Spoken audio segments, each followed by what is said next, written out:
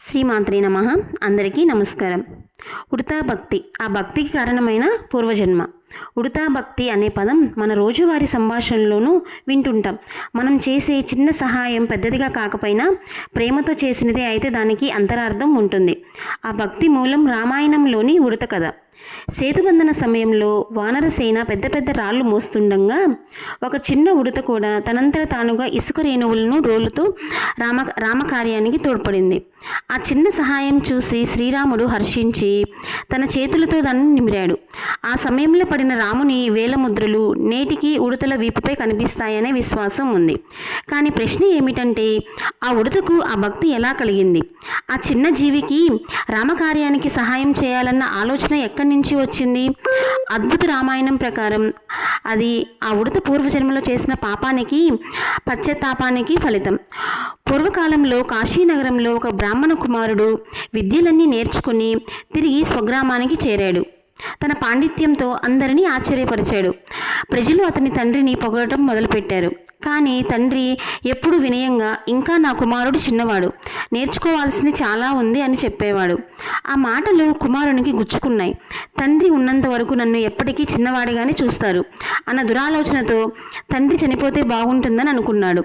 ఒకరోజు తండ్రి ఇంటి లోపలికి వస్తుండగా కర్రతో కొట్టేశాడు. గాయపడి తేరుకున్న తండ్రి, నీకు ఎంత జ్ఞానం ఉన్నా వివేకం లేకుండా దుర్మార్గం చేశావు, క్రూర మృగంగా పుడతావు అని శపించాడు. ఆ బ్రాహ్మణ కుమారుడు తన తర్వాతి జన్మలో పెద్ద పులిగా పుట్టాడు. కాలక్రమేణా తన తండ్రి ఒకరోజు అడవిలో ప్రయాణిస్తుండగా అతనిపై దాడి చేశాడు.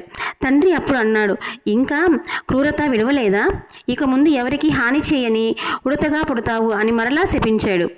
అప్పుడు పులికి పూర్వజన్మ జ్ఞానం మేల్కొంది. తండ్రి పాదాల వద్ద పడి క్షమించమని ప్రార్థించాడు.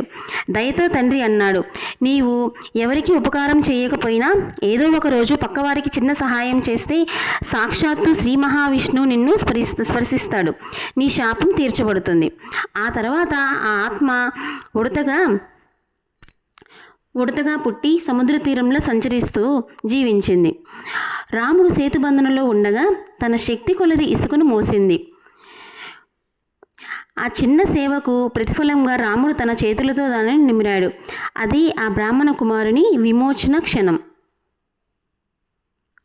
ప్రహ్లాదుడేపాటి పైడి కానుకలిచ్చి మదగజం బెన్నిచ్చి మోక్తికమలు, నారదుండేపాటి నగలు రత్నమ్ములిచ్చి ఘన విభీషణుడేమి కట్నమిచ్చి, ఉడతా నీకేపాటి యూడిగంబలు చేసి అయినా నీవు అందరినీ రక్షించితివే. దయామయుడు, నిన్ను పొందటానికి పెద్ద బహుమతులు అవసరం లేవు.